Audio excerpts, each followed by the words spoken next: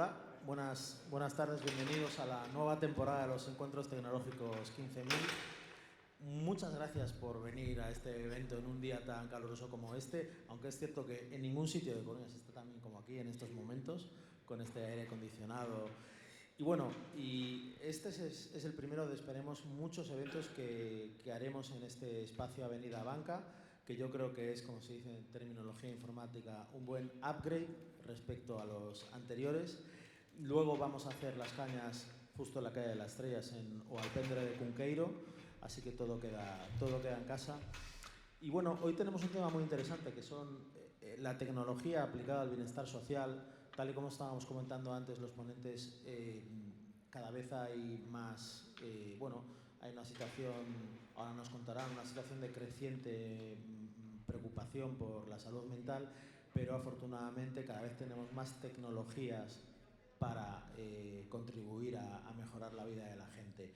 Entonces, para hablar de este tema tenemos con nosotros, y empiezo por la izquierda, a Ignacio Aguilar, director de organizaciones sin ánimo de lucro de Amazon Web Services España; a Javier Serrano, cofundador y CEO de Mentines, que es una startup gallega dedicada precisamente a la salud mental y a usar tecnología para prevenir y ayudar en los problemas de salud mental, tanto personales como en el ámbito de la empresa; a Mercedes Casanova, la presidenta de Cruz Roja en Galicia; y como moderadora a Esther Saavedra, directora de Acción Social Integrada de Entity Data, que está con base en A Coruña, pero actúa en toda España y en Europa, sí, como ha contado hace un momento.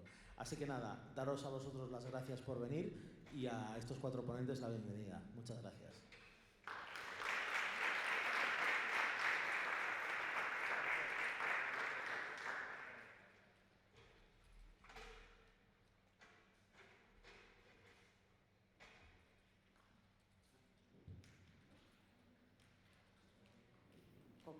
Como queráis, o lo hacemos al revés. No sé, estaba pensando que mi lado bueno es esto. ¿Sí? Venga, gracias. Para que veamos, ¿no? Si somos las mismas personas, ¿no? Oye, pues primero de nada, muchas gracias por venir. Efectivamente es el sitio en el que más fresquito se está en Coruña hoy, pero agradecemos que el esfuerzo de haberos resistido a estar tomando una cervecita en el bar, luego lo hacemos juntos. Gracias 15.000, gracias NTT Data, gracias Ignacio, Javier y Mercedes por acompañarnos hoy. Yo estoy especialmente contenta de poder estar hoy aquí porque el topic lo merece, hablar de la conexión de las personas y cómo podemos salir hoy de aquí con muchos inputs y con mucho trabajo por hacer, sobre todo en este caso, ¿no? Desde NTT Data, hacer nuestros deberes para ser impulsor de la conexión de las personas. Me vais a permitir que para introducir el debate y calentar un poco motores, hablábamos, ¿no? Y lo posteábamos alguno de nosotros, ¿no? Que vivimos en una sociedad cada vez más conectada, pero que los datos de la soledad no deseada en este país son, digamos, no sé si altamente preocupantes, pero así lo son, ¿no? Y quería compartir datos porque a veces nos desenfocan, hablando de la inteligencia artificial, pero también nos enfocan muchas veces para hablar del tema.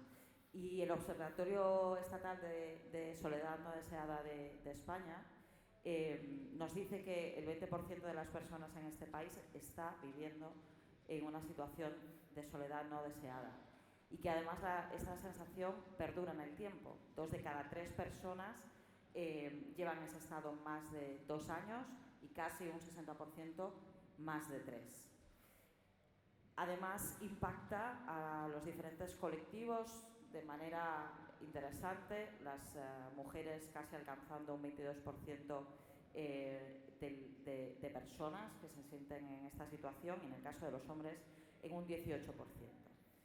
Pero lo comentábamos antes, especialmente relevante es saber que en cuanto a edades es el colectivo más joven el que tiene una predominancia en vivir en esta situación, que a lo largo de la vida, pues bueno, podemos encontrando manera de estar acompañados y que si hacia el final, a partir de los 75 años, este pico aumenta de nuevo. Y luego si hablamos especialmente, ¿no?, de las personas con algún tipo de discapacidad, el sentimiento de soledad no deseada sube a un 50%.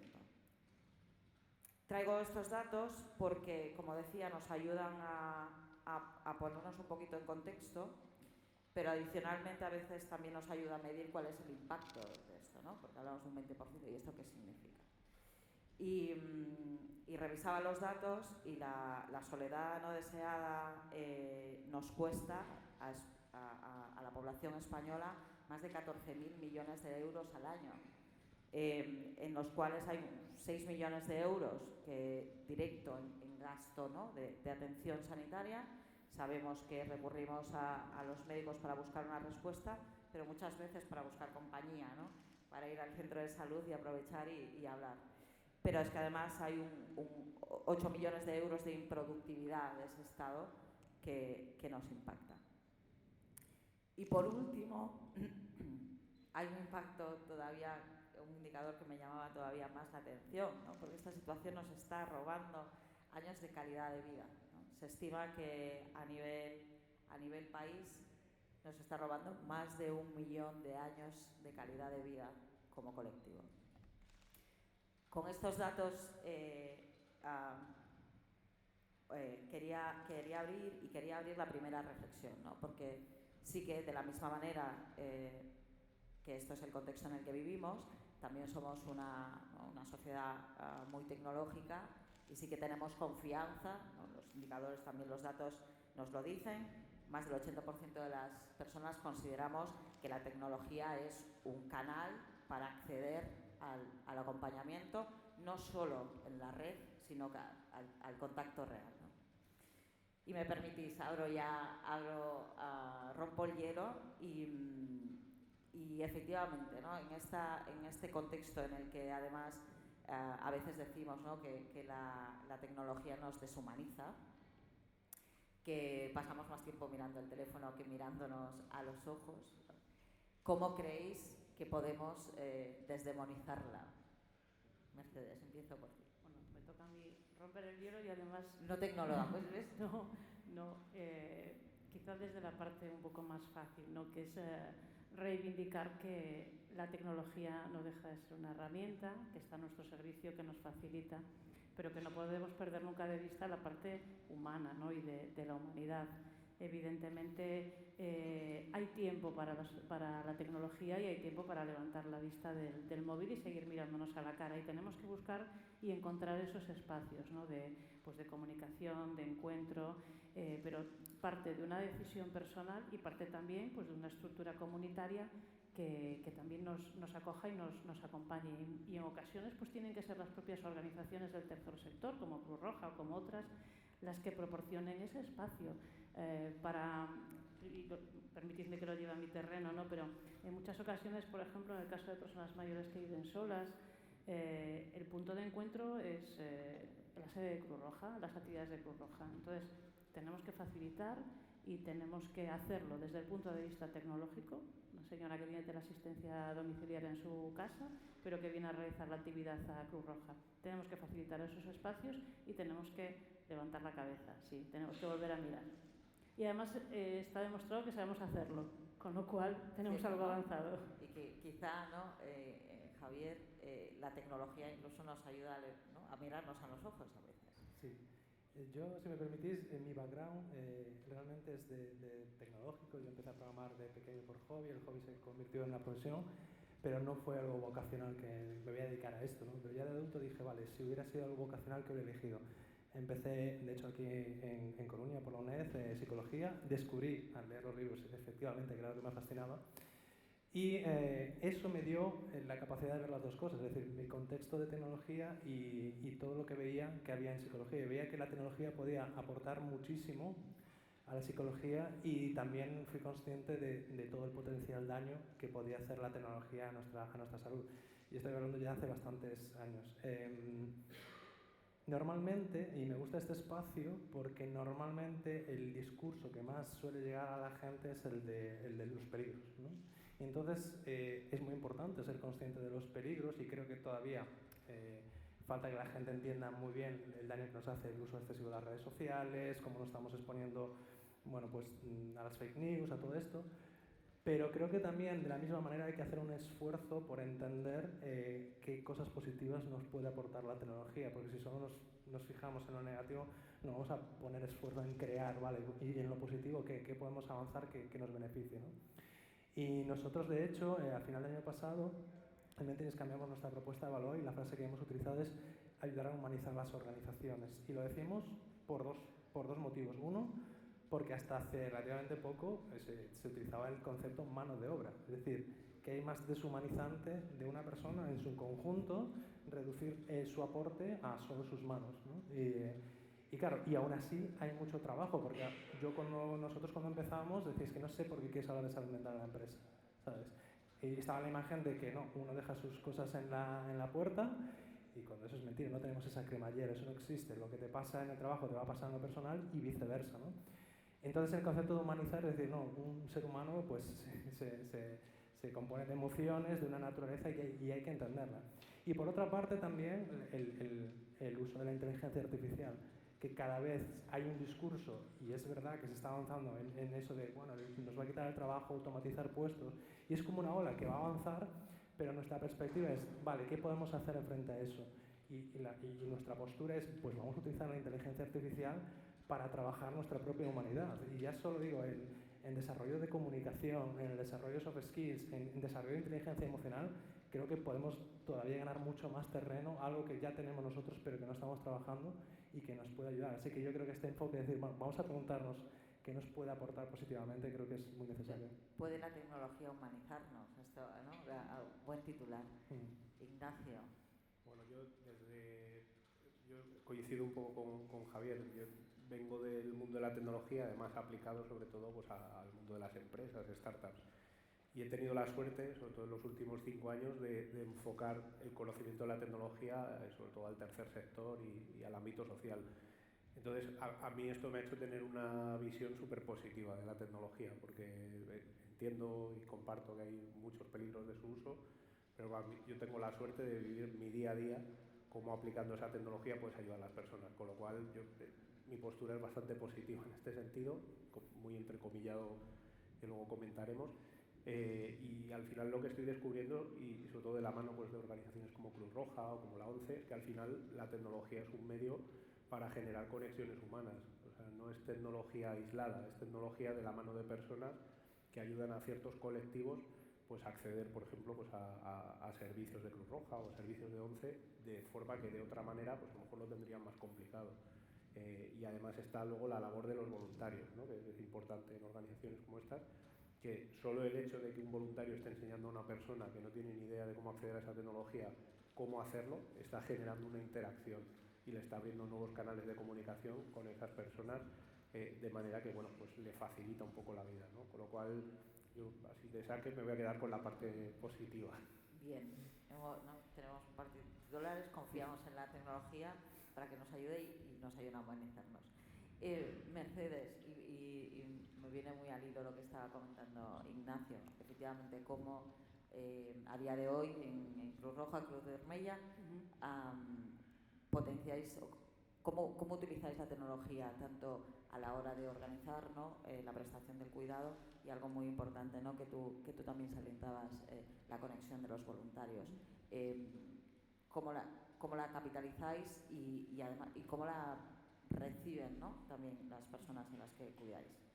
Sí, bueno, nosotros, las personas con las que trabajamos pues están en una especial dificultad, con lo cual a las otras barreras que tienen que enfrentarse y tienen que intentar saltar, pues se une muchas veces la ausencia de medios tecnológicos para poder acceder en igualdad de condiciones. Por eso muchas veces somos facilitadores de medios tecnológicos, algo que nos parece tan simple pues para algunas personas el poder tener acceso a un ordenador con conexión a internet a una velocidad importante y de manera gratuita, pues es facilitadora pues para acceder a una oferta de trabajo, poder enviar un currículum u otro tipo de conexión con el mundo laboral y con el mundo real, ¿no? Pero no solamente eso, sino como bien decía Ignacio, somos también formadores y ahí el papel del voluntariado es importantísimo, ¿no? Proporcionamos esa formación y ese acompañamiento a personas que intentan introducirse en la tecnología y que es como entrar en una habitación oscura, ¿no? Alguien te tiene que guiar, ¿no? Y no solamente eso, sino que somos un buen banco de pruebas, ¿no? para las empresas tecnológicas, porque conocemos las necesidades y cómo poder aplicar esas soluciones tecnológicas. Y luego, como organización, evidentemente es un reto, ¿no? Tenemos que pues, optimizar al máximo nuestros procesos, simplificar tareas repetitivas, hacer una planificación estratégica atendiendo a los datos, ¿no? Y al buen análisis de los datos. Al final es pues, introducir la cultura digital en todos nuestros ámbitos de actuación y en nuestros procesos internos. Entonces, es una parte y una herramienta fundamental de nuestro trabajo en todos los enfoques en todos los enfoques que nos planteamos.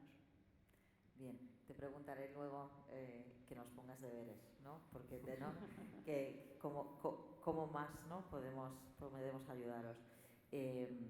Javier, en el caso de Mentimes, ¿no? Donde la protección o el cuidado de la salud mental llega a los profesionales dentro de las empresas, pero en un formato diferente, ¿no? A la consulta presencial psicológica a la que estamos habituados.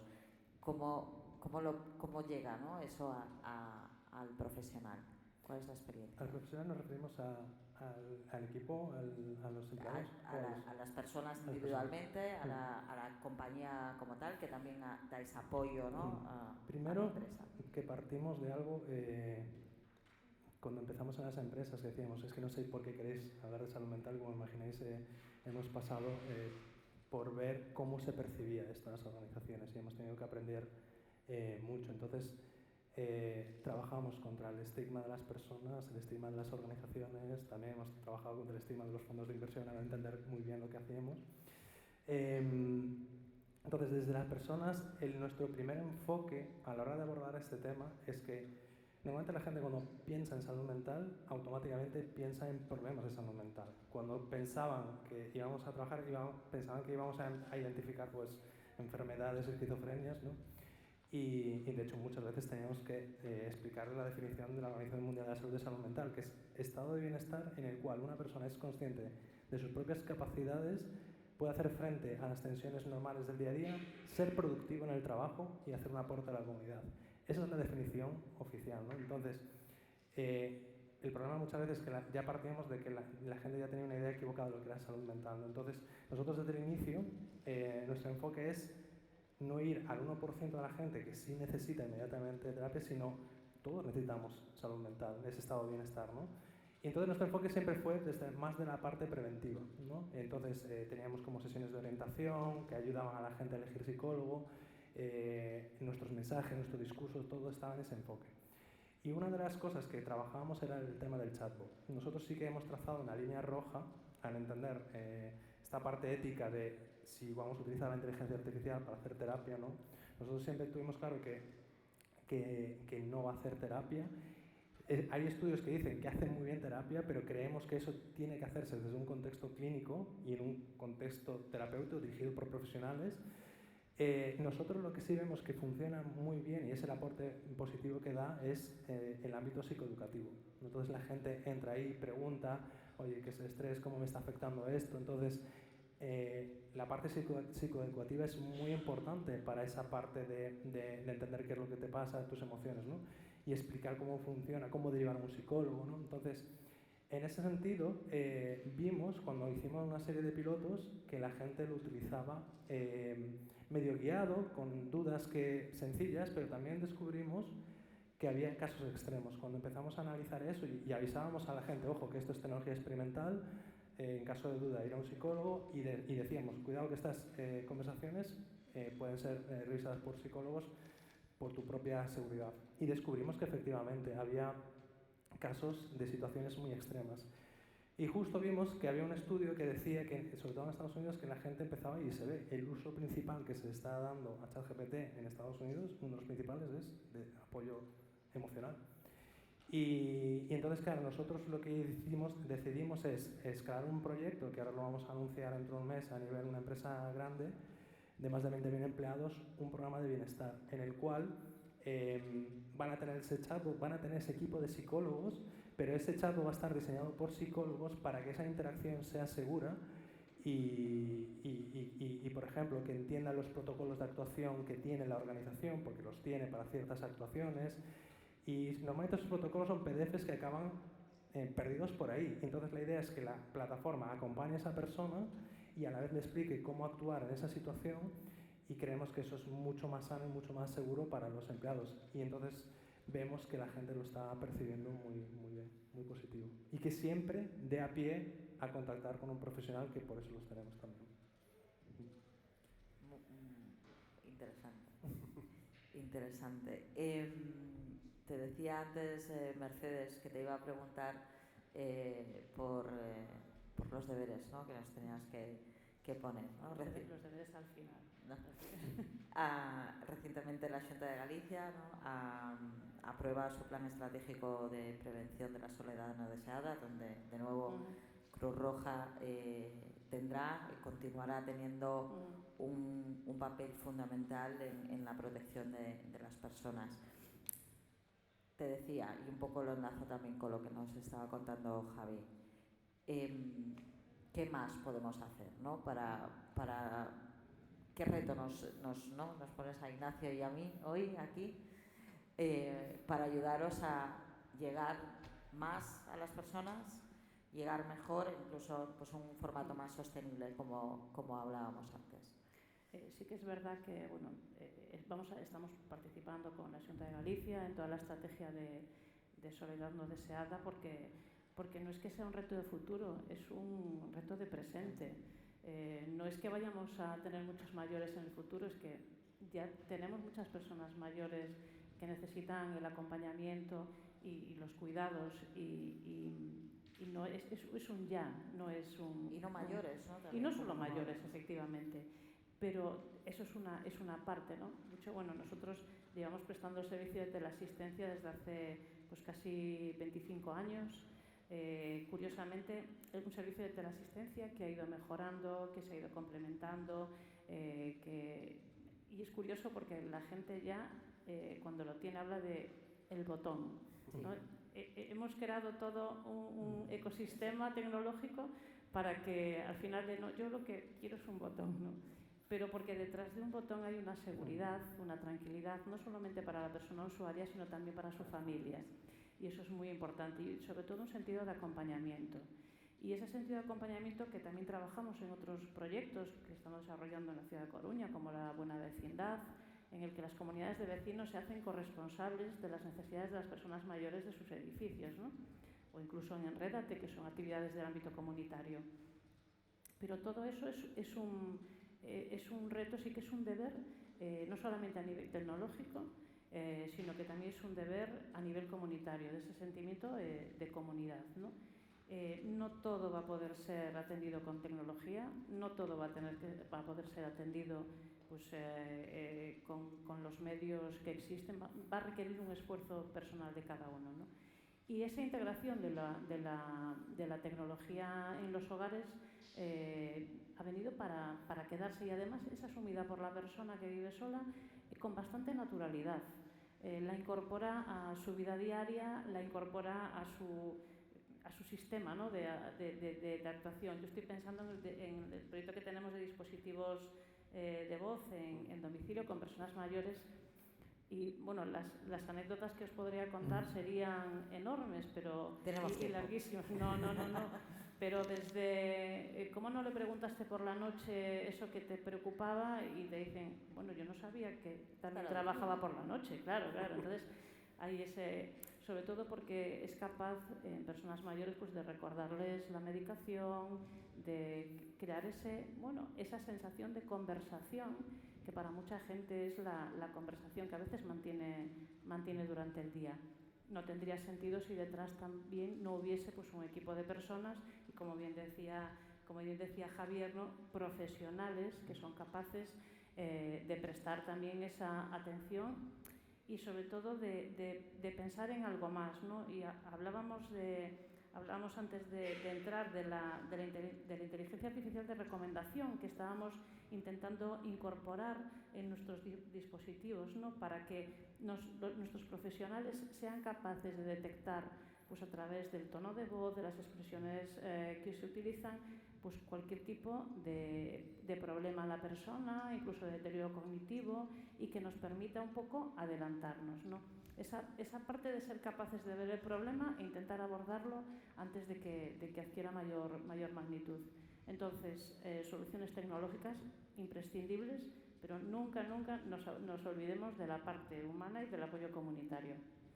¿Y crees que estamos preparados para eso, ¿no? Hablábamos, justo ahora lo decías, ¿no? Y hablábamos con tu equipo hace poco, ¿no? Pues efectivamente, desde la Consellería de Política Social en Galicia lanzan recientemente el reto de soluciones tecnológicas que resuelvan este problema extremo, ¿no? Y desde NTTA te decimos extremo, esto nos encanta, ¿no? Y entonces, sí que co-creamos, ¿no? Ideamos un poco ahí la idea de Sira, ¿no? Como esa plataforma que sea capaz de dar soporte desde la identificación, ¿no? De esa persona en riesgo de soledad no deseada, el enrolamiento, el acompañamiento en el hogar, etcétera, y utilizar de nuevo, ¿no? El dato para medir ¿no? El nivel emocional de esa persona y también, ¿no? el grado de beneficio, ¿no? de las actuaciones que se puedan pautar. Pero ¿tú realmente crees que estamos ahí a nivel de confiar, ¿no? que las recomendaciones que nos dé la IA somos capaces de accionarlas en un plan de cuidados o en definir un plan estratégico? ¿Crees que desde tu perspectiva confiamos lo suficiente en la IA? Yo creo que hay que confiar y además hacerlo apoyados en la experiencia profesional, hacerlo apoyados en la evidencia científica, es decir, en los hechos que podemos contrastar, ¿no? Y sobre todo en que la IA no va a estar sola, es decir, tiene que haber un equipo de profesionales y un equipo de profesionales tanto del ámbito social como del ámbito tecnológico que sean capaces de complementar. Es un trabajo en equipo con la IA.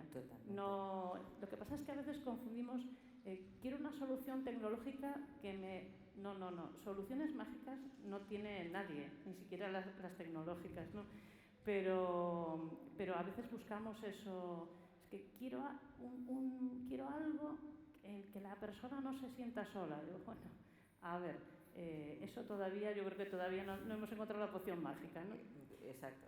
Pero yo creo que ahí es importantísimo además esa transmisión de conocimiento tanto de las empresas tecnológicas con la parte social. Nosotros conocemos la necesidad, conocemos a la persona usuaria, sabemos un poco cuál es su demanda, hasta dónde podemos llegar, porque a veces creamos soluciones que la persona te dice, mira, yo esto no lo voy a usar nunca. O sea, yo recuerdo unos detectores, está aquí en mi equipo, que se instalaron en algunos domicilios, que nos dijeron, por favor, quitarnos esto de aquí, porque claro, era pues, un detector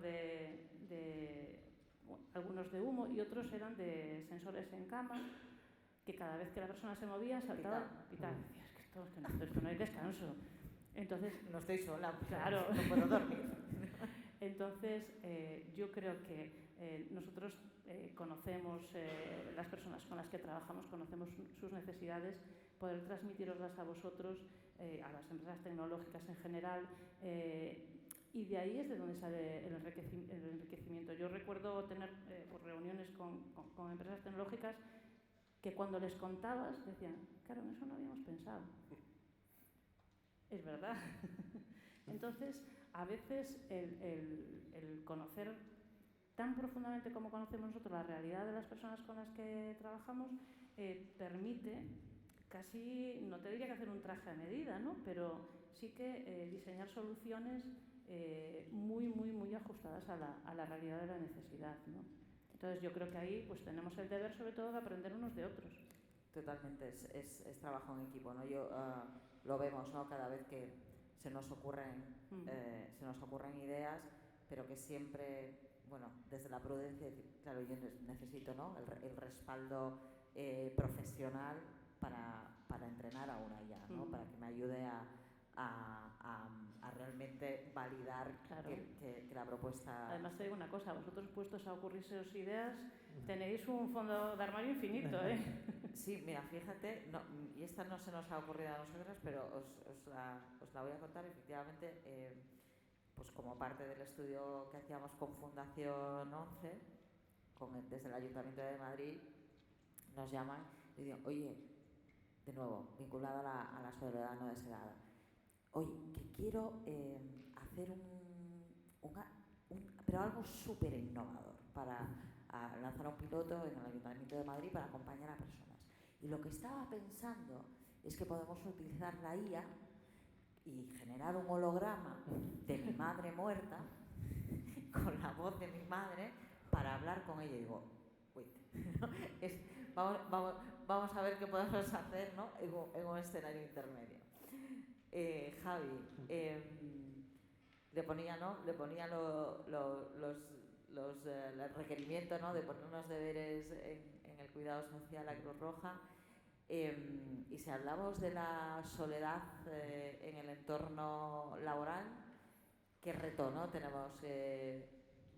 Y te lanzo las dos preguntas, ¿no? ¿Qué reto planteamos como empresa tecnológica, en este caso, incluso como propios empleadores? Pues vamos a ver, nosotros siguiendo la línea de lo que decíamos, de utilizar la tecnología para mejorar nuestra comunicación, nuestras soft skills, pues pasa por también entrenar cómo nos comunicamos, ¿no? Y de hecho, uno de los retos que vemos grande en las organizaciones es el liderazgo, ¿no? La mala comunicación muchas veces que hay en el liderazgo. Entonces, creamos un simulador de conversaciones incómodas para managers. Entonces, lo que hace la IA ahí es hacer el roleplay de un empleado que tiene ciertas características y ponemos al manager para entrenar, para que se exponga. Entonces cuantificamos, pues mira, pues si el reto dependía de tener escucha activa, de tener empatía, de ser... entonces dentro de esos escenarios, claro, nos han pedido pues resolución de conflictos, feedback, performance review, cuando tengo que dar una performance review a una persona que ha performado mal, aprender a decirlo de una manera empática, asertiva. Pero también empezamos a trabajar mucho lo de identificación de problemas de salud mental en los empleados. De hecho, muchas veces cuando damos información nos digo, oye, creo que esta persona está mal, pero no sé cómo acercarme, ¿no? Sabiendo que hay cosas que podemos decir que lo pueden empeorar o mejorar, ¿no?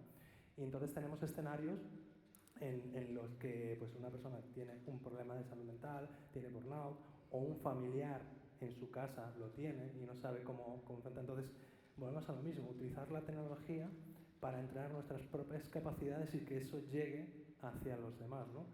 Y os pongo otro ejemplo de un proyecto que estamos diseñando que me parece muy chulo para que también os hagáis una idea siguiendo la misma línea. Es un partner que estamos diseñando un proyecto tiene un software cuyo lo utilizan los hospitales, pero el usuario final es gente que está en domicilios con enfermedades crónicas, ¿no?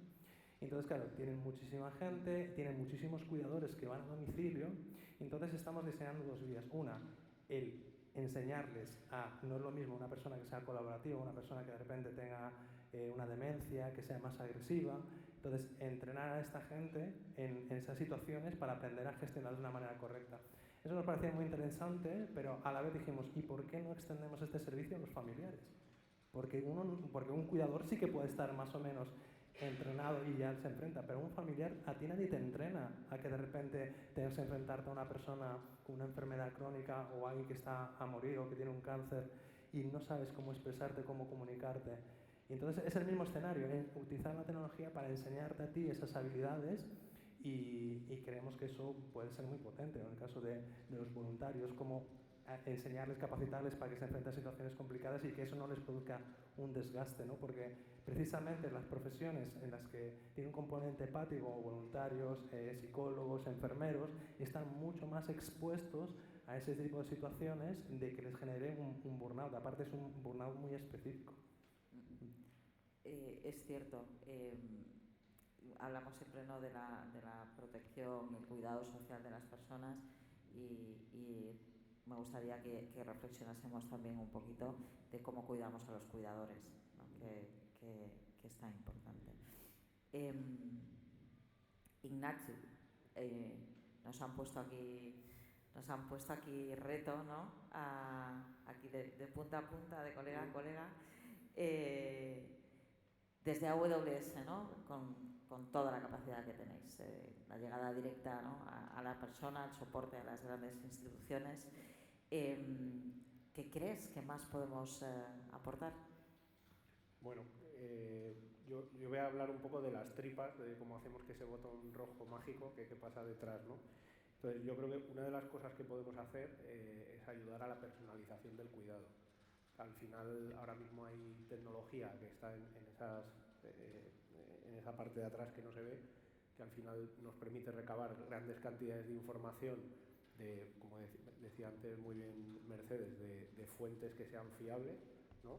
Pero por otro lado estamos extrayendo información de lo que le está pasando a la persona o de lo que está pasando en su entorno, que a lo mejor no es tanta, pero es muy personalizada, y también de cuál es la información que está aportando la organización que está prestando el servicio. Todo eso, si lo ponemos en conjunto y lo correlamos bien, puede hacer que podamos dar una atención, un cuidado súper personalizado, obviamente apoyado en las personas, pero también hay una gran parte que se puede hacer sin depender tanto de las personas, porque las personas está bien, pero no es tan escalable, ¿no? Con lo cual, esa sería una de las cosas que podemos aportar. Luego, la otra que yo diría es el acceso universal a estas tecnologías. Siempre que pensamos en la IA generativa ahora, que está tan de moda, pero en cualquier otra tecnología, hasta hace unos años era bastante inaccesible. O sea, esto estaba al alcance de muy pocas organizaciones y muy pocas empresas. Luego podremos entrar en algún ejemplo, pero es sorprendente cómo organizaciones muy pequeñitas pueden acceder a los mismos recursos que está accediendo un banco, ¿vale? Con lo cual, eso ha hecho que de alguna manera se democraticen las ideas en el cuidado o en el impacto social, ¿no? Que alguien que tiene una idea la puede poner en marcha, puede prototipar muy rápido y puede mostrar los resultados, con lo cual ese acceso universal a la tecnología yo creo que es importante. Luego, tema de la eficiencia.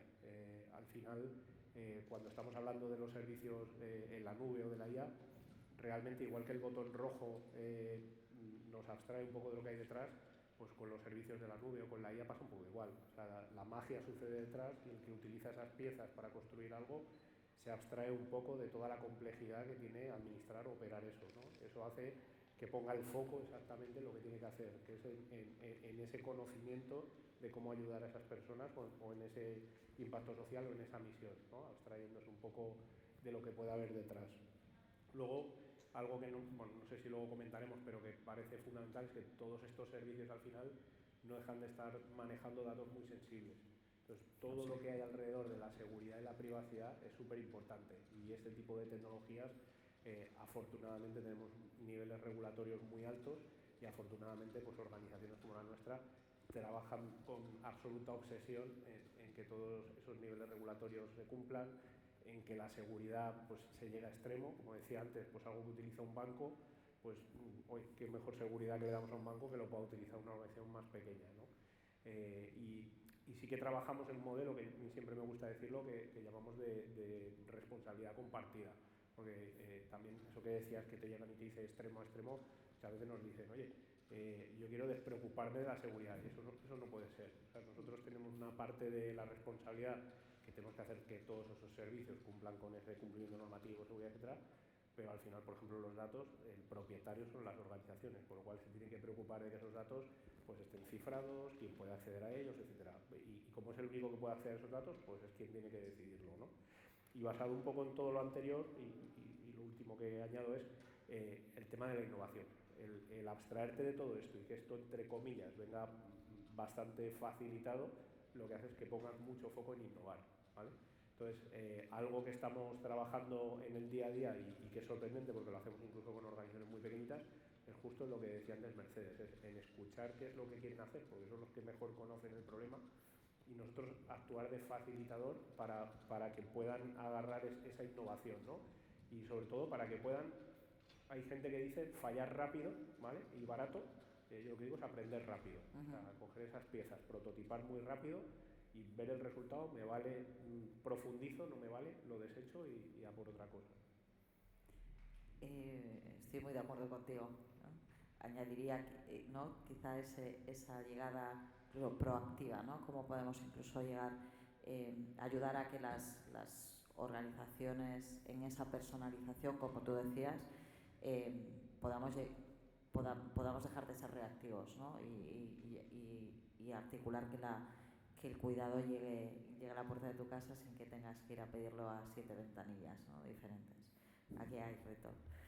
Empezábamos antes, ¿no? Con las primeras pinceladas de la IA, porque pues efectivamente vivimos en la era de la inteligencia artificial, afortunadamente, me gusta decirlo así, ¿no? Y sí que somos conocedores de que, sobre todo desde el ámbito más tecnológico, de la mano de Cruz Roja en muchos casos, habéis ya desarrollado algunos casos de uso bastante potentes, tanto en Mentimeter como en AWS. Creo que será muy interesante escucharos y que nos contéis, bueno, el alcance, ¿no? En ese extremo que decíamos antes, y también lecciones aprendidas, ¿no? Que seguramente también tenéis. No sé si quieres empezar tú, Javi. Lecciones aprendidas, para nosotros es que lo más importante es entender el impacto ético y cómo va a impactar lo que estamos haciendo en las personas que van a usar esto, porque no estamos hablando de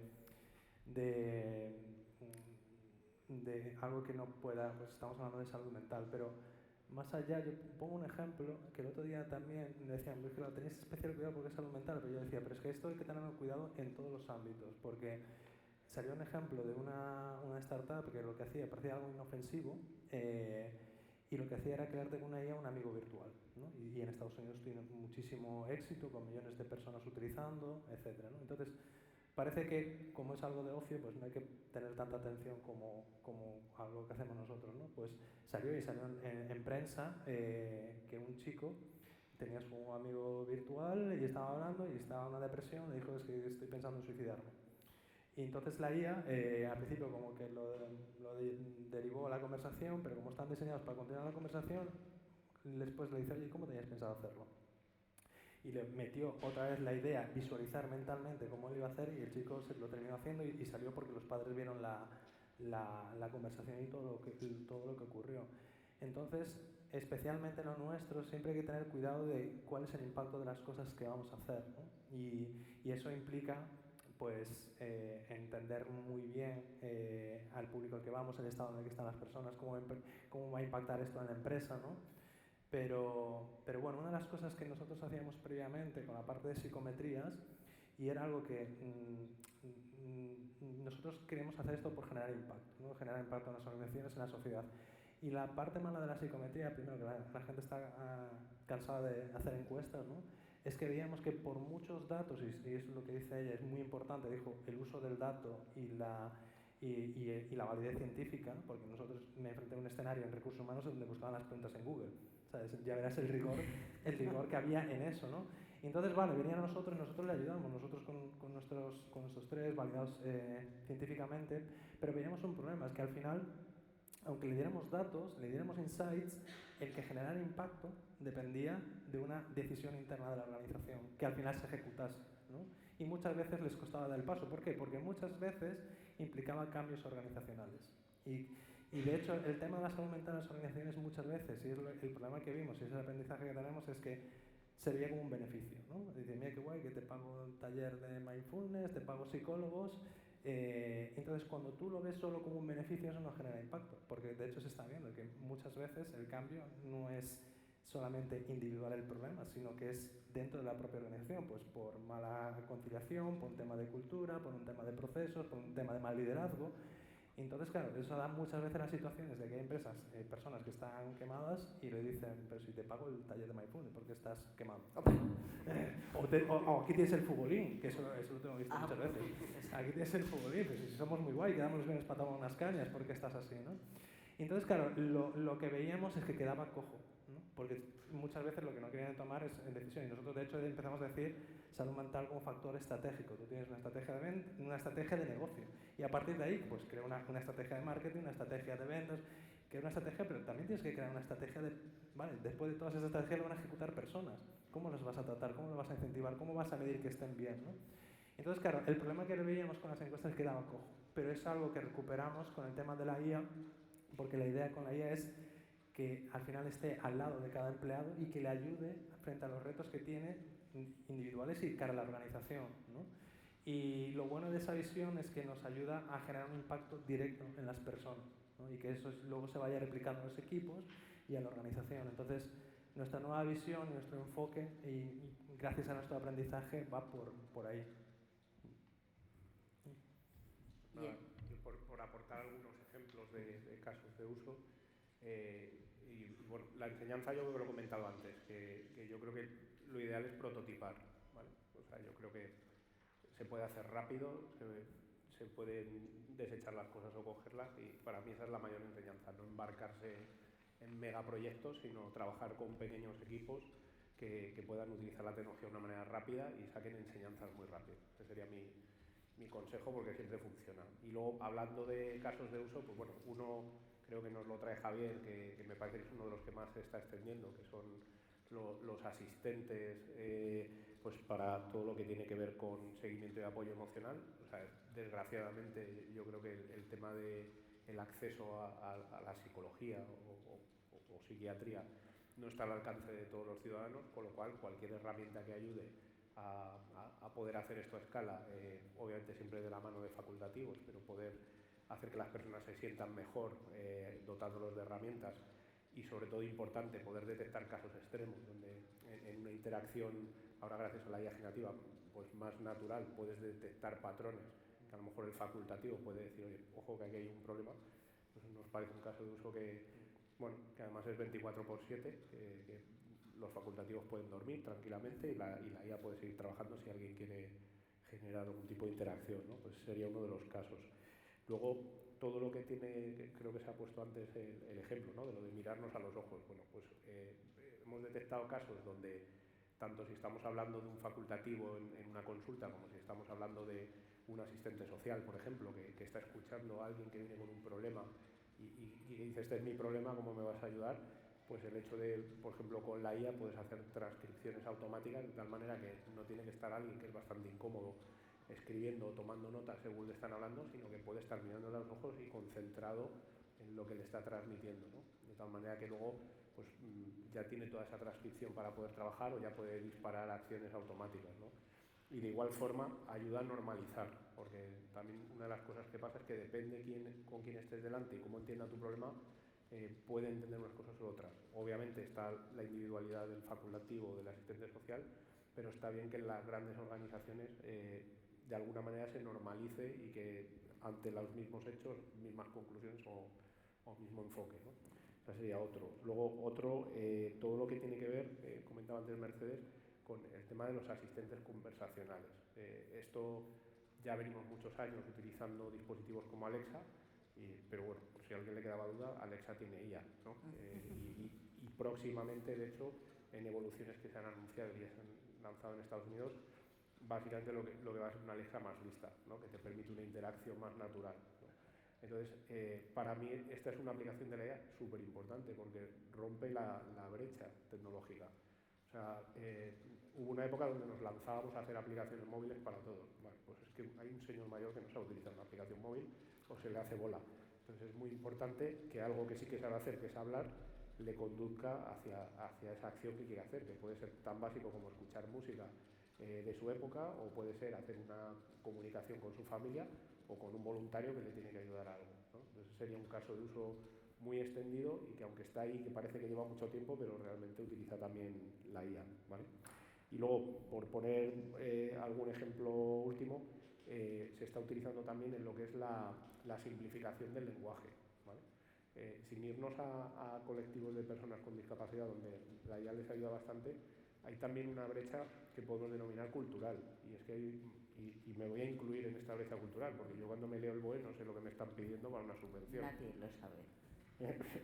Entonces, la IA nos puede servir para decir, por favor, explícame exactamente qué me están pidiendo o bajo mis condiciones, qué tengo que hacer para poder acceder a esto, ¿no? Pues eso llevado al ámbito social, por ejemplo con Save the Children desarrollamos un proyecto donde al final permite que haya una interacción natural de lenguaje, donde te está preguntando, y además en multidioma, porque puede ser un inmigrante que no habla ni siquiera español y que acabas de llegar, pues que tú le comentes cuál es tu situación familiar, económica, etcétera, etcétera, y que te diga, vale, pues por vivir aquí, por esa situación, tienes acceso a esto y estos son los pasos que te recomendamos dar, ¿no? Por ejemplo, una aplicación que no es súper crítica, pero que es de gran ayuda incluso para el asistente que la utiliza, ¿vale?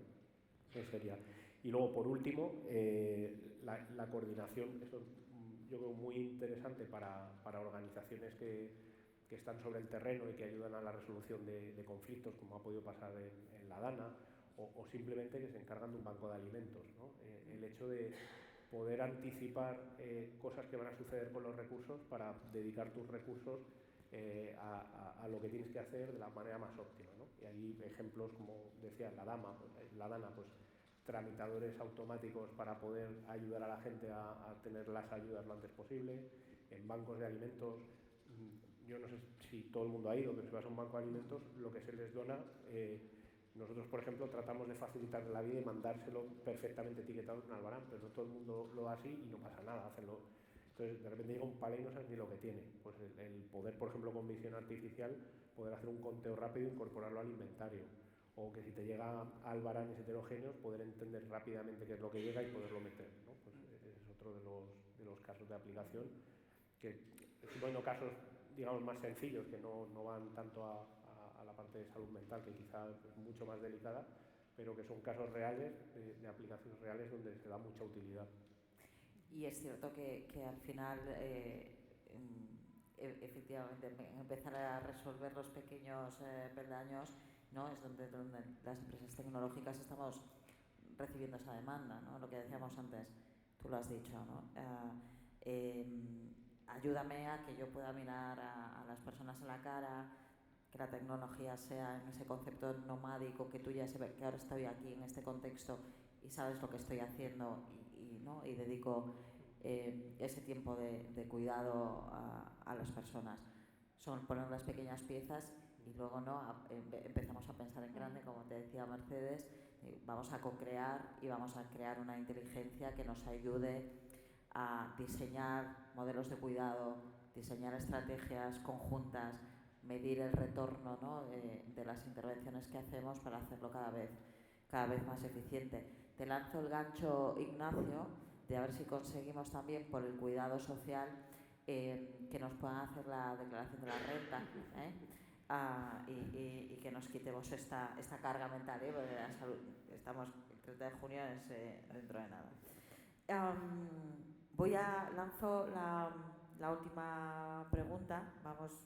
Tengo ahí a Paula que me reñía antes de abrir un poquito. Vamos bien de tiempo, ¿no? Vamos fenomenal. Lanzo un poquito la última reflexión y lanzamos un poco aquí debate, ¿no? Lo comentabas tú antes, Mercedes, y que me gustaría pues hacer abrir un poco la reflexión final. Hablamos de una entidad como Cruz Roja muy enfocada al cuidado, hablamos desde Mentines un foco muy desde el cuidado mental, nosotros como entidades tecnológicas, cómo podemos casarnos, ¿no? Aquí, entre los tres y dar respuesta al reto, pero como lo decía Mercedes al inicio, que la tecnología nos ayude a crear un cuidado social sostenible es una urgencia, es una demanda de antes de ayer y que además no podemos delegarla en instituciones, no puede ser únicamente un tercer sector, una entidad local, una administración pública. Creo que tenemos un reto como sociedad y además con una sociedad tecnológica, con este apellido, porque es con este en el que vivimos. Sí que me gustaría escuchar vuestra reflexión en cómo creéis que, de nuevo, a través de la tecnología, a través de los patrones de cuidados, podemos crear una comunidad, ¿no? Una comunidad de cuidado social. Empiezo por ti, Mercedes. Bueno, yo hablaría siempre del cuidado y del acompañamiento, ¿no? Creo que son dos cosas complementarias. Yo creo que está ocurriendo también que las soluciones tecnológicas viajan a una velocidad de vértigo, ¿no? Entonces tenemos siempre la sensación de que no damos subido a ese tren. No es verdad, porque sí que estamos subiendo a ese tren, ¿no? Lo que ocurre es que cuando avanzas un poco, enseguida ya tenéis la solución 25.0 y dices, espera que todavía no estoy acostumbrado a la anterior, ¿no? Entonces yo creo que en ese sentido han venido para quedarse y para ayudarnos, ¿no? En esa búsqueda de la mejora del bienestar social de las personas. Hablaban mis compañeros y de esa dimensión ética también de la IA y de la importancia. Nosotros estamos trabajando todo lo que es el tema de inteligencia artificial en la búsqueda de empleo, que además tiene alrededor toda una serie de ruido de los sesgos de la IA. Bueno, la IA al final la alimentamos personas, o sea que exacto, somos las personas las que tenemos los sesgos, ¿no? Pero a nosotros nos está ayudando muchísimo a capacitar a las personas para una mejor búsqueda de empleo, para un mejor encaje de la oferta de empleo con sus capacidades técnicas y personales, ¿no? Entonces, todo eso tenemos que aprovecharlo para mejorar, ¿no? En todos los sentidos.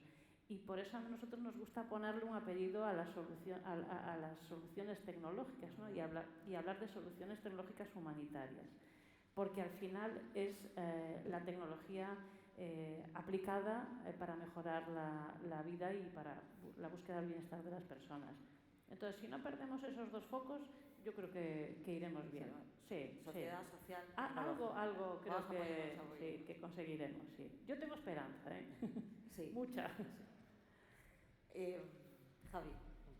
Yo os voy a comentar dos gráficas, no las tengo, pero os la cuento. Una es de Thomas Friedman, que es periodista, recibió un premio Pulitzer, y en su libro, que se llamaba Gracias por llegar tarde, porque él estaba obsesionado con la hiperproductividad, y contaba que hasta los desayunos tenía reuniones para ser productivo, y una persona pues llegó tarde a ese momento, entonces él no tenía nada planificado y simplemente se puso a escuchar, estar presente, y claro, tuvo un momento de relajación y llegó la persona y dijo, perdón por llegar tarde, y dijo, ¿sabes qué?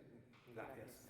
¿Sabes? Y él tenía una gráfica en la cual ponía como una línea horizontal que decía capacidad del ser humano para adaptarse a cambios, y luego como una curva exponencial de crecimiento de la tecnología, ¿no? Y ponía, usted está aquí, entonces como un punto por encima, ¿no? Que ya habíamos superado la capacidad de, como individuos, como sociedad, legislativamente, de adaptarnos a los cambios, ¿no? Y aparte decía, solo hay dos momentos en nuestras vidas en los que nos enfrentamos a un crecimiento exponencial y no nos gusta. Uno es cuando va a despegar un avión, ¿no? es un crecimiento exponencial, y luego, por ejemplo, pues un frenazo de golpe en el coche.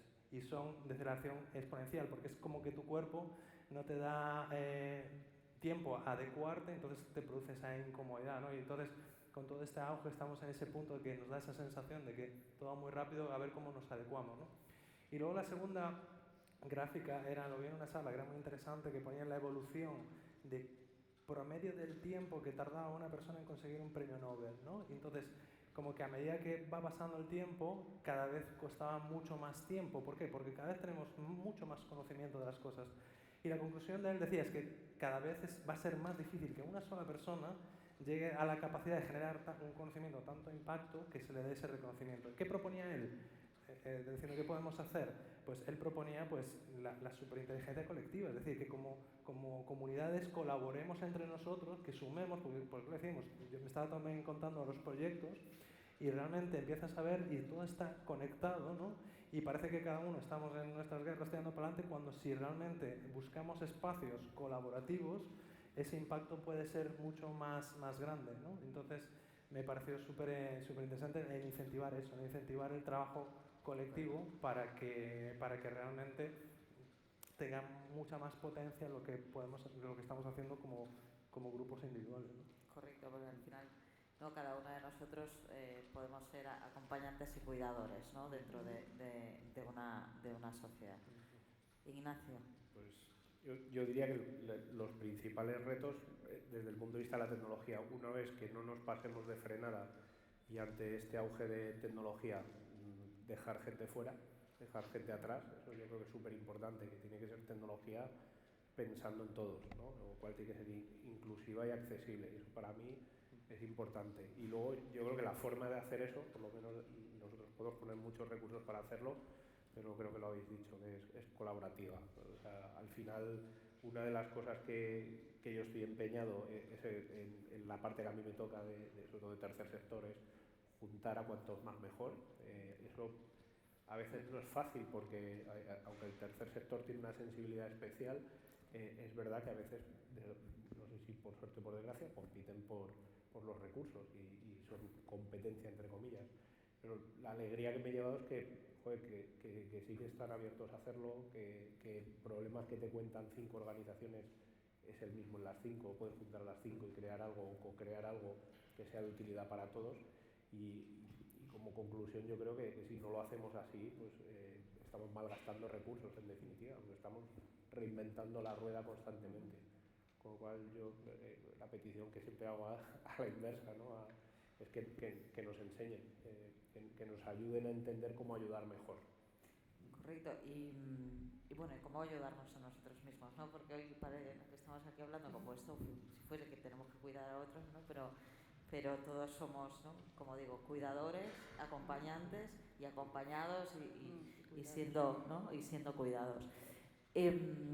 Teníamos abierto un formulario de preguntas y empiezo por aquí. ¿Me las estabas compartiendo, Paula? Abro también a cualquiera de los que estáis aquí, que como igual está bien no utilizar la tecnología para preguntar, si podemos hacerlo en formato analógico y levantarnos y hablar. Pablo. No. Ahora mismo no funciona para el que quiera hacer la pregunta.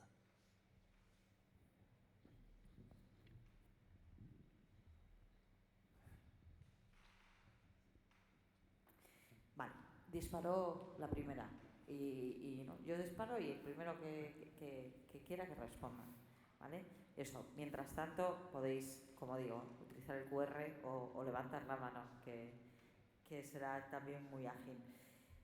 Nos dispara la primera pregunta, que es: ¿creéis que el teletrabajo ha incrementado este sentimiento de soledad? Lo comentábamos un poco antes. Ahí Javier es el indicado para responderla. Sí, justo antes estábamos hablando de que cada vez se popularizó, sobre todo a partir del COVID, el teletrabajo y que cada vez hay muchísimos más estudios que indican, al final, muchas veces los problemas y las soluciones son multifactoriales, no es una sola solución, un solo problema, una sola causa, no suele haber muchas. Pero en el caso concreto del teletrabajo, lo que se está viendo es que es algo que mucha gente quiere y de hecho por temas de conciliación se necesita, pero lo que se está viendo es que mucha gente no sabe hacerlo correctamente, porque pone su espacio, quizás no separa una habitación y quizás porque no puede, pero no sabe delimitar tiempo. De hecho se ha demostrado que la gente trabajaba más de lo necesario. Entonces se está viendo que es algo que la gente quiere, pero que está produciendo muchísimos más problemas de salud mental que antes. Y de hecho, en el caso concreto de la soledad no deseada, efectivamente, es decir, tú antes nosotros lo que nos decían muchas veces recursos humanos es que yo antes veía físicamente a las personas, entonces por tu ánimo se ve cómo estás. O tú tenías una reunión de que te da una mala noticia, un cliente que pierdes o algo tal, y tenías a alguien al lado para poner, pero ahora claro, cuelgas la llamada y te quedas tú solo. Entonces cada vez hay más estudios que están demostrando, pues en el caso por ejemplo de la soledad en el trabajo, que el teletrabajo está empeorando esos datos, ¿no? Entonces creo que es muy beneficioso, pero hay que saber en qué contexto, en qué situaciones, cómo está gestionando la empresa para que realmente sea algo positivo y no negativo como está pasando ahora mismo. Nos preguntan también en esta línea, Javier, que es cómo sois capaces, si sois capaces de medir ese grado de sentimiento de soledad a nivel empresa, ¿no? Para acompañar a las empresas, alertar, ayudarles a definir. De hecho, una de las cosas que nos pasaba cuando empezamos, cuando decía que muchas veces incluso las preguntas se buscaban en Google, hacer las encuestas, lo que veíamos es que lo que se medía en las empresas era típico, cultura, clima e engagement, ¿no?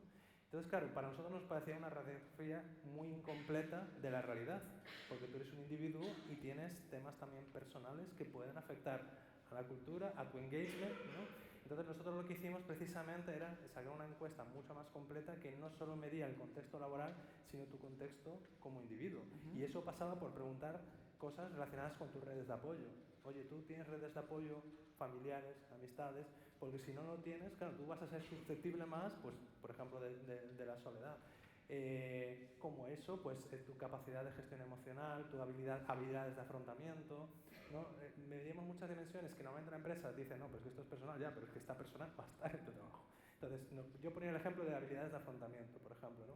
Que estaba dentro de la parte de gestión emocional, dentro de la parte más individual, ¿no? Y yo decía, si una persona no tiene habilidades de afrontamiento, no tiene capacidad para gestionar sus problemas con su pareja, con su padre, con su madre, pero tampoco lo va a tener con su jefe, con un cliente o con un compañero. Entonces, es algo que sí, efectivamente, nosotros hemos entrado al mercado evaluando de una manera más integral, más humana, porque eso forma parte de nosotros y que eso es igualmente importante medirlo, porque si no te da una radiografía totalmente coja y que no era realmente verídica. Entonces ninguna acción de ese tipo de cosas podía salir de una manera completa y realista realmente.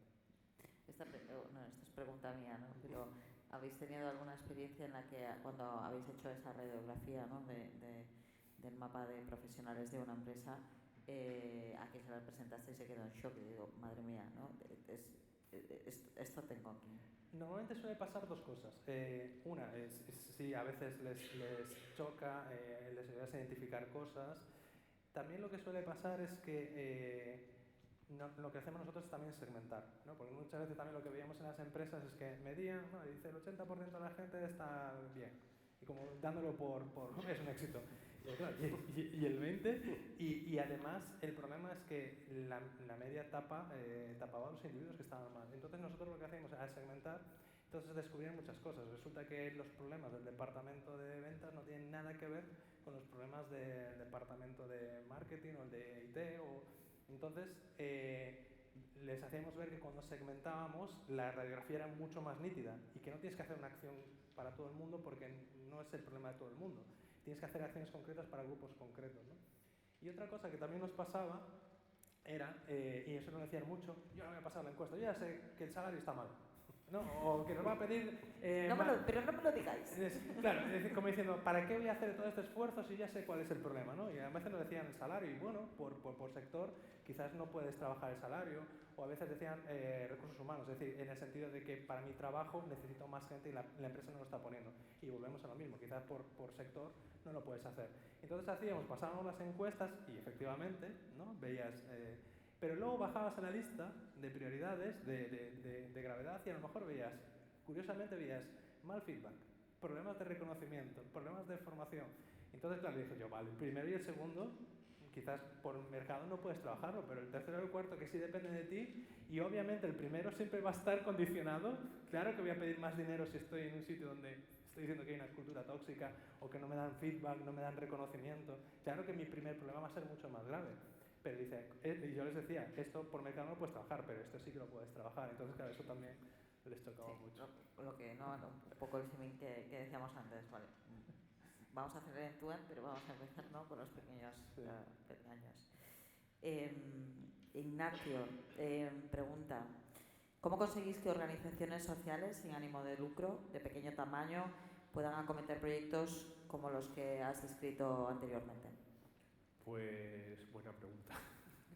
A ver, voy a poner un ejemplo de algo que hemos hecho en España. Nosotros, dentro de lo que llamamos principios de liderazgo de la compañía, hay uno que siendo una compañía comercial, que entiendo que todo el mundo es consciente, que se dedica a ganar dinero, pues una de las cosas que de alguna manera establecemos es que hay que devolver a la sociedad parte de lo que te da la sociedad, ¿no? Como compañía. Entonces, tenemos muchos programas donde pones, digamos, recursos para que esas organizaciones puedan utilizarlos, y cuando yo empecé hace 5 años lo que me encontraba es que esos recursos se quedaban sin utilizar, porque no había conocimiento, no tenían el personal adecuado para poder utilizar. Entonces, pues se nos ocurrió una idea, que es la gente que se incorpora a la compañía siempre tiene que pasar por unos procesos que llamamos de embark, ¿no? O de iniciación. Y hacían proyectos internos para ser evaluados antes de pasar a trabajar con un cliente que realmente no servían para nada, más allá de formarse, ¿no? Y de demostrar que tenían los conocimientos. Entonces decidimos conectar todo ese flujo de personas que se incorporaban a la compañía con esos retos sociales que había que resolver, que no sabían cómo hacerlo. Y entonces empezamos a dedicar un gran número de horas, que tasamos por miles aquí en España, luego se extendió a otros países, de tal manera que la organización le decíamos, olvídate de la tecnología, lo que decíamos antes, cuéntame tu problema. Esta persona lo que hacía es que entraba en un mayor engagement con la compañía, porque dice, joder, encima en vez de hacer una tontería estoy ayudando a resolver un reto social. Generaba una interacción humana donde además le permitía adquirir nuevos skills, y luego parte de su reto era enseñar a esa organización a cómo utilizar esa tecnología y cómo hacerse autónomo, cómo coger esa tecnología, cómo poder mantenerla y hacerla sostenible en el tiempo, y luego cómo formarse para poder ser lo más autónomo. Entonces, con programas como ese, pues intentamos poder cubrir esas organizaciones que parece imposible, pero que se van contando ya en España por decenas de proyectos con esas pequeñas organizaciones, y hoy funciona. O sea, la gente está súper ávida además de aprender. O sea que... Y que al final son organizaciones que se dejan la piel, ¿no? Sí. Y democratizar, como tú decías antes, el acceso a soluciones que parecen, ¿no? Tan complejas, tienen gran impacto. Tengo aquí una pregunta que te la voy a lanzar a ti, Mercedes. La recojo, no tengo problema. Dice, ¿qué medidas consideraríais oportunas para promover la inclusión laboral de las personas mayores? ¿Y cómo pensáis que la adopción de la inteligencia artificial puede poner en riesgo, voy a matizar la pregunta, o potenciar, ¿no? La empleabilidad de ese, ya no mayores, ¿no?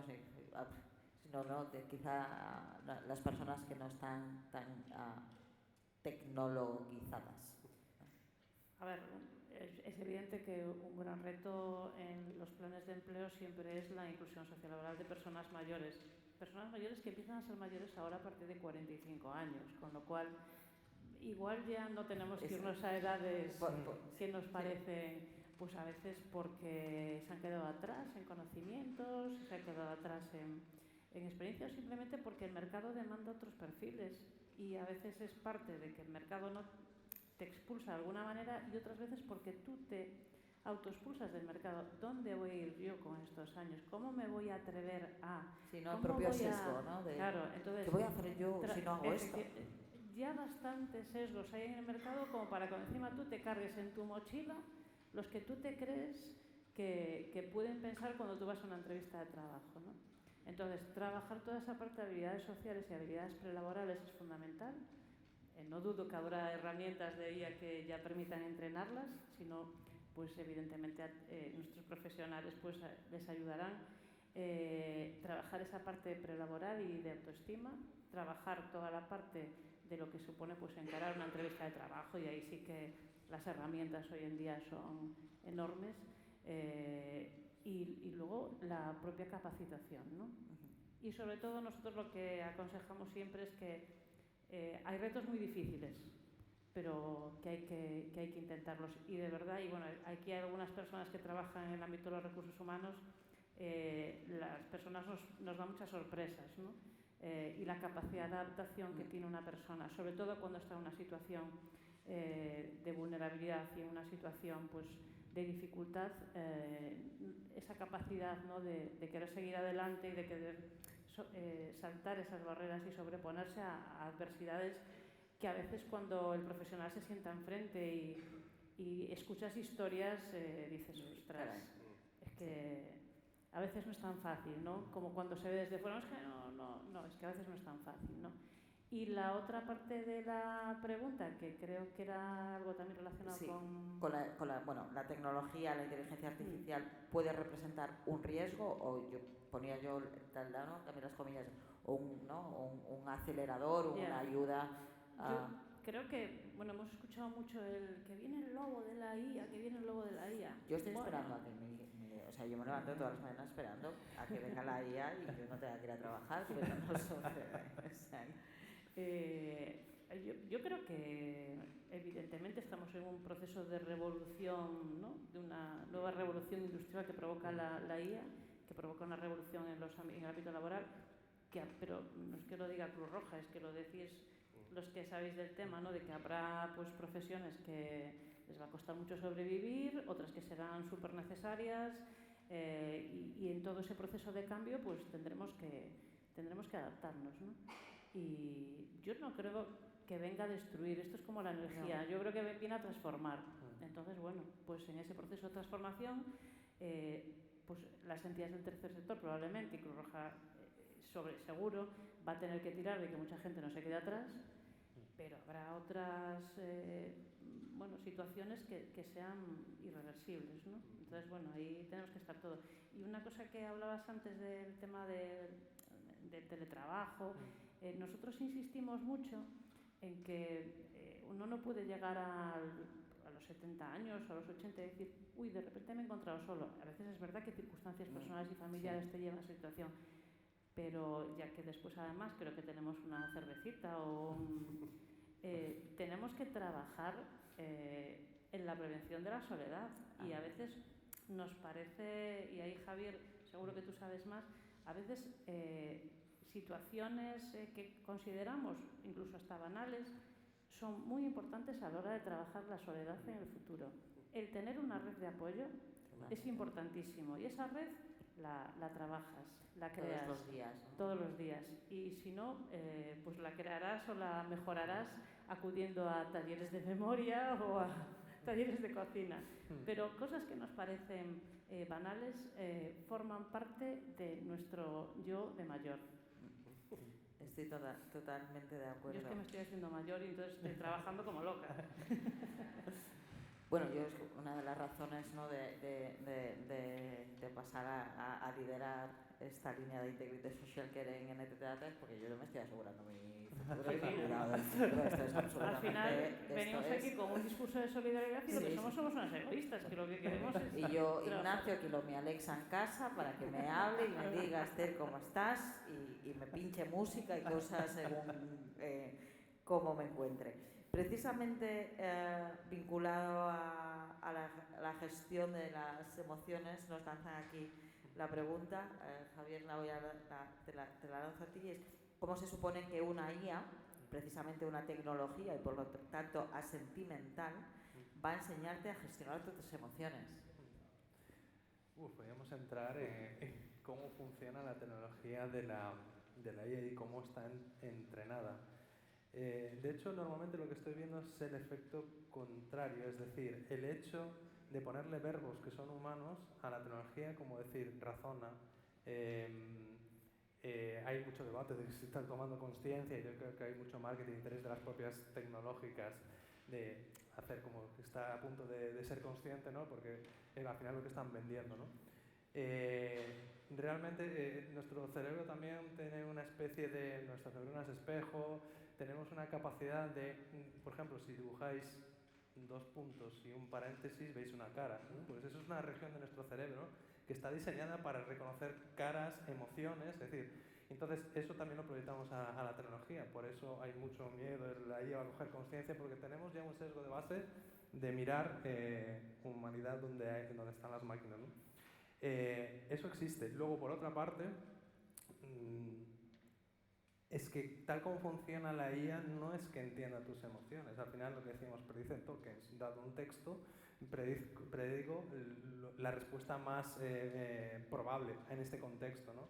¿Y cómo lo sabe? Pues en su contexto. Vamos a ChatGPT en nuestros modelos porque está entrenado con muchísima literatura científica acerca de modelos emocionales, con muchísimas novelas. Entonces tú pones una frase y claro, no entiende lo que tú estás diciendo, simplemente predice la siguiente palabra, como si yo digo, hoy hace mucho calor, estaría guay ir a la... y todo el mundo dice, pues a la playa, ¿sabes? Pues la IA funciona así, ¿no?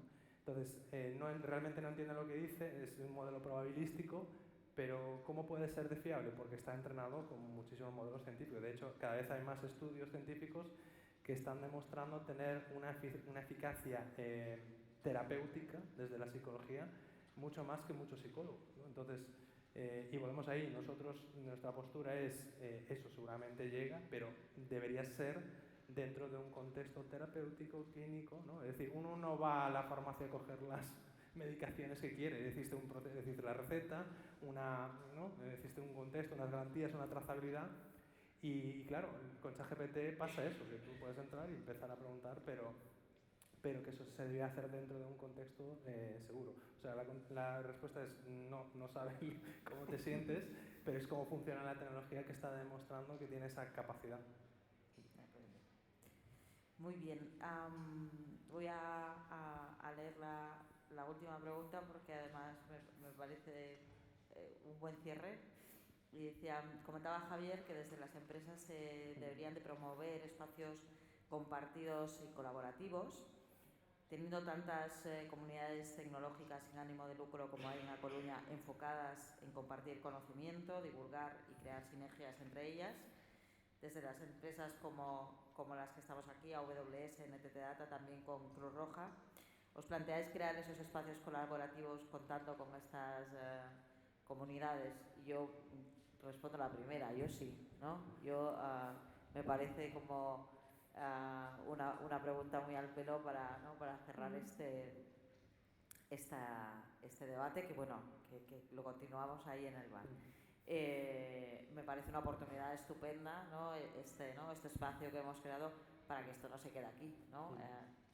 Todos nos hablamos, a quien haya hecho esta pregunta, de alguna manera esta red, ¿no? Ya está creada. Seguramente colaboramos de manera más puntual, con ideas, pero parece un reto bastante interesante. Mi posición es sí, no sé cómo lo veis vosotros. Yo sí, por lo que me gusta estar en estos espacios y conocer es precisamente por eso, porque, y antes hablaba también con él, con los proyectos que tenéis, es que hay muchas cosas que compartimos, y es lo que decía él, es decir, no hay que reinventar la rueda, si alguien ya está avanzando, pues cómo podemos sumar a lo que ya hay, ¿no? Y la mejor manera de sumar a lo que ya hay es pues mira, te presento a esta persona que está haciendo este proyecto, esta persona te puede ayudar con esto, ¿no?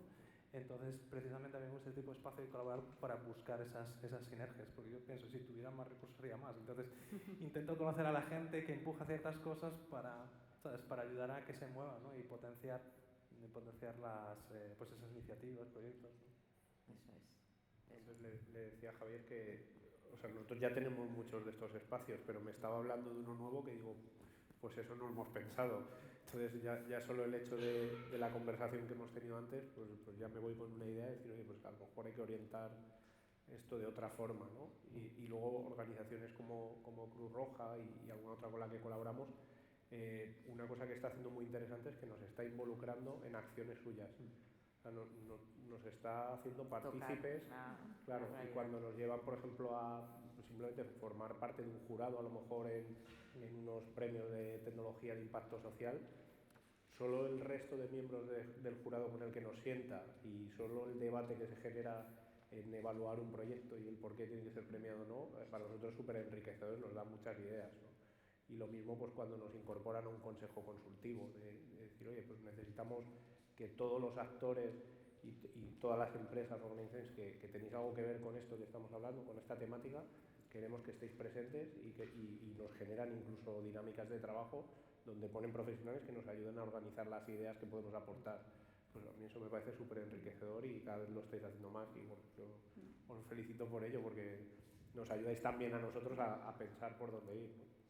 Para nosotros es imprescindible, no lo entendemos de otra manera. Entonces, nos gusta ser catalizador y nos gusta también que nos dinamicen y nos abran visión al futuro que tenemos por delante.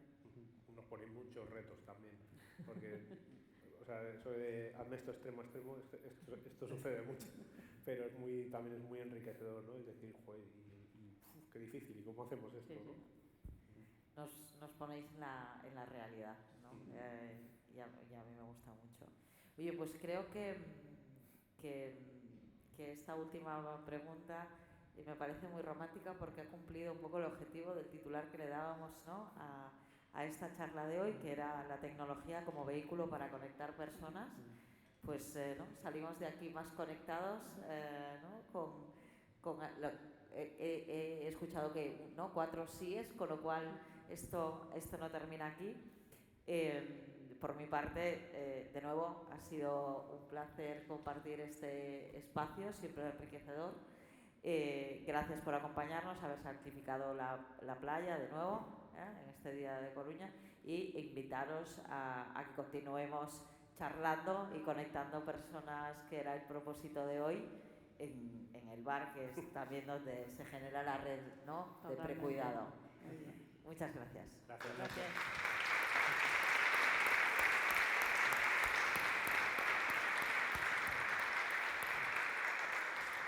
Bueno, Esther, Ignacio, Javier y Mercedes, muchísimas gracias.